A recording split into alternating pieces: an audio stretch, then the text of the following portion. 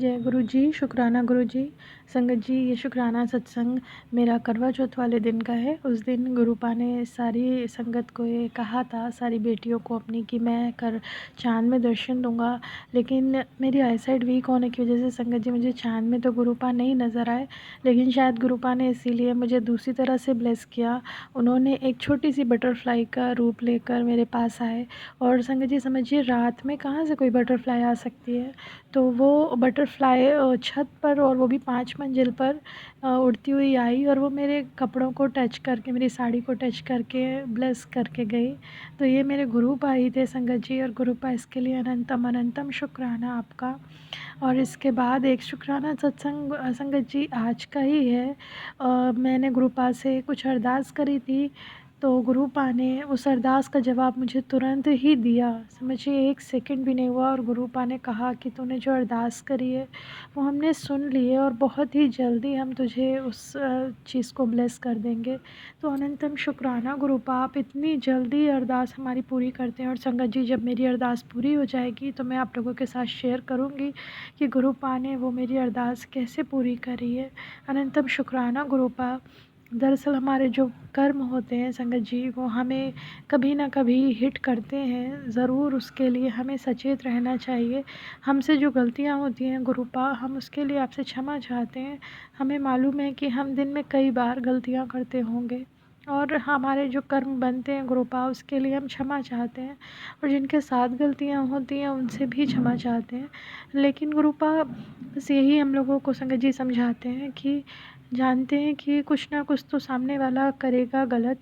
आप अगर उस जगह चुप हो जाते हैं और चुप होकर अपने कर्म काटते हैं, तो वो आपके कर्म कटते हैं। लेकिन अगर रिस्पॉन्स करा, तो उससे क्या होता है कि हमारे कर्म कटने की बजाय नए कर्म बनते हैं, क्योंकि वो सामने वाला तो उस वक्त हमारे कर्म कटवा रहा है। तो हमें अपने कर्मों के प्रति बहुत ही सचेत रहना है कि हम अपने नए कर्म और ना बना लें।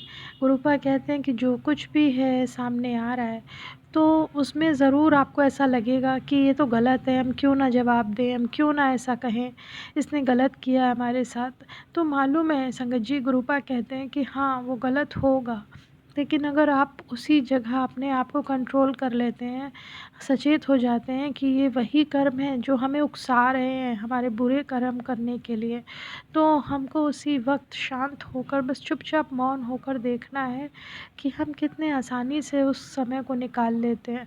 अगर वो समय हमारा निकल जाता है तो हमारे कर्म फिर से अच्छे हो जाते हैं, हमारा भाग्य गुरुपा उतना ही अच्छा कर देते हैं।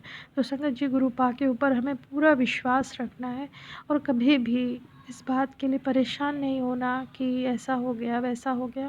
क्योंकि जब जब आप ये कहेंगे परेशान होकर रोकर कि हाँ ऐसा हो रहा है, ये गलत हो रहा है, तो ऐसा नहीं है कि भगवान को नहीं पता कि वो गलत है, उनको भी पता है गलत है। अगर आप अपनी जगह सही हैं तो आपके साथ कभी गलत होगा नहीं, और अगर हो रहा है फिर भी, तो इसका मतलब है कि कहीं ना कहीं कुछ कर्म हैं जो हिट कर रहे हैं, और या तो वो कट रहे हैं, और या तो फिर आपको गुरुपा संदेश दे रहे हैं कि अपने कर्मों के प्रति सतर्क हो जाओ। तो इन बातों का हमें ध्यान रखना है संगत जी। इन्हीं शब्दों के साथ मैं कुछ समझाना तो नहीं चाहती थी, लेकिन गुरुपा ने मुझे जो समझाया वो मैं आप लोगों के साथ शेयर करती हूँ।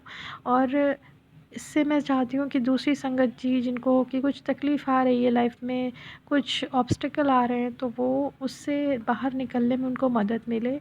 अनंतम शुक्राना मेरे गुरुपा, मुझसे ये कहलवाने के लिए। मैं अपने आप को इस लायक नहीं समझती, लेकिन आप जब मुझसे जो कहलवाते हैं मैं वो कह देती हूँ गुरुपा। मेरा इसी तरह से साथ देने के लिए अनंतम अनंतम शुक्राना मेरे गुरुपा। संगत जी, आप लोगों को अगर मेरा ये सत्संग अच्छा लगे तो प्लीज़ कमेंट में मुझे ज़रूर बताइएगा, और मैं आगे भी आप लोगों के साथ अपने गुरुपा के जो भी मैसेज मुझे मिलते हैं मैं उसे ज़रूर शेयर करूँगी। धन्यवाद।